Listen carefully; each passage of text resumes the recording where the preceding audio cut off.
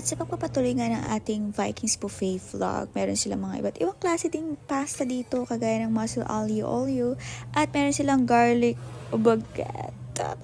Garlic bread na lang, may patasin eh. Meron din silang baked penne, kung trip nyo lang naman.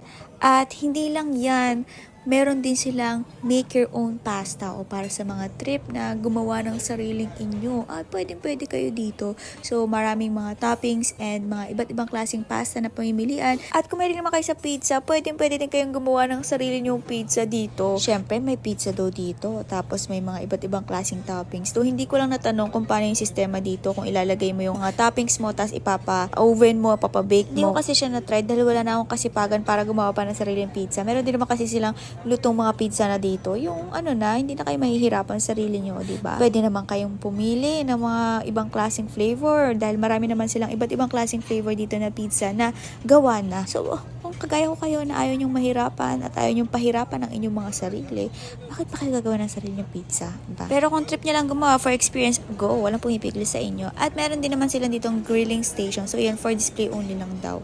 Para lang makita nyo kung ano-ano yung pwede nyong ipag-grill. Tapos, syempre, may mga staff na sa kanila nyo ipapa-ihaw. Ayos na ayos to para sa mga mahihilig mag-barbecue. Ay nako, kasarapan lang pati mga lamang loob. At syempre, may pampatanggal din sila ng umay, kagaya ng atsara at palaya. At mahilig din ba kayo kagaya ko sa mga bread? Ay, meron din sila mga bread station dito.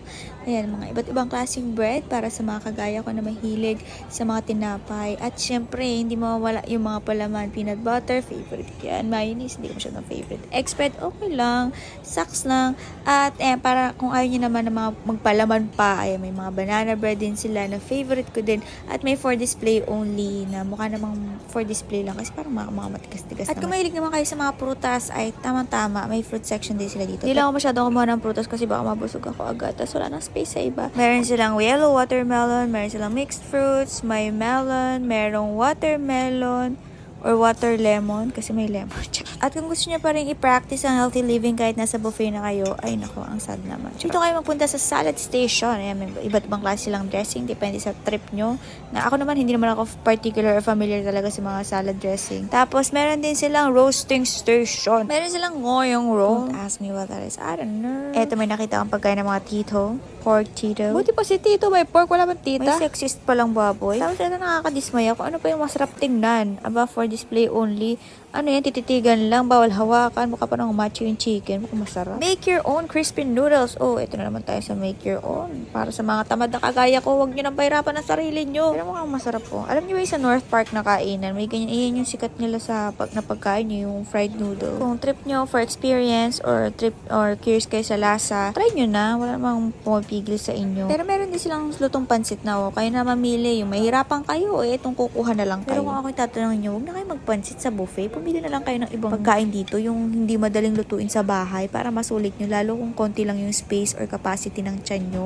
Pumili kayo nung madalang nyo makain sa bahay at medyo mahirap lutuin para naman sulit ang pagpunta nyo. Tsaka piliin nyo yung mahal para sulit ang binayad nyo. Piliin nyo kainin yung kagaya ng lugaw kasi mahal ang bigas dahil hindi natupad ng 20 pesos. Tsaka pero okay yung mga sahog ng lugaw nila. Pwede kayong LBT. Actually ako, hindi ako kumuha ng lugaw pero kumuha ako ng baboy. Tapos ito si daddy ko kumuha ng chili sauce. Kaya kayo rin, pwede kayong pumili na lang kayo ng mga panahon. At meron din silang shabu-shabu station para sa mga hilig sa yung mga may sabaw, mga gulay.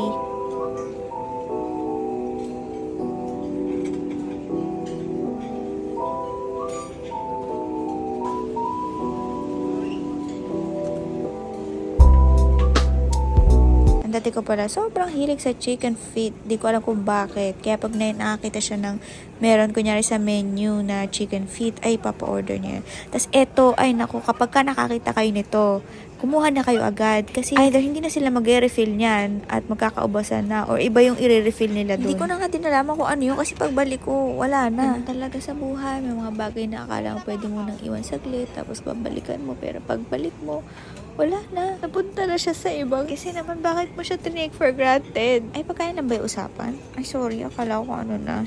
Going back sa pagkain, may Korean food section din dito at may Japanese food section para sa mga hilig sushi, maki. Kaya lang sobrang haba ng pila dito, as in maghihintay ka na matagal. Pero sanay ka na maghintay, di ba? Kaya mga mag-antay sa wala eh. Charot. Ano, may problema ka ba? Ito na ang sagot. Dito sa beer section, unlimited. Ano pang inaantay mo? Isama mo na yung tropa. Dito kayo uminom ng sorbesa habang nagkakwentuhan ng mga walang kwenta. Kaya naman ang trip nyo, di ba? At sabi, wala pa akong pinagdadaanan. Nakita ko lang kasi. Ito naman, walang may bar station. Pero hindi naman yan yung yung alcoholic beverage. May mga juice na, at may coffee station din dito para sa mga mahilig magkape. Pero bagay din to sa hindi mahilig sa kape, pero yung kailangan ng magising sa katotohanan na wala ka nang aasahan. At ito talaga yung pinakaabangan ko. Umikot na ako dito pero ito yung uunahin ko, yung roasted beef at saka roasted chicken. Ay, roasted beef na lang para para mas mahal. Tapos ayan, may mga iba't ibang klase lang gravy sauce, may liver sauce, may red wine gravy at merong mushroom gravy.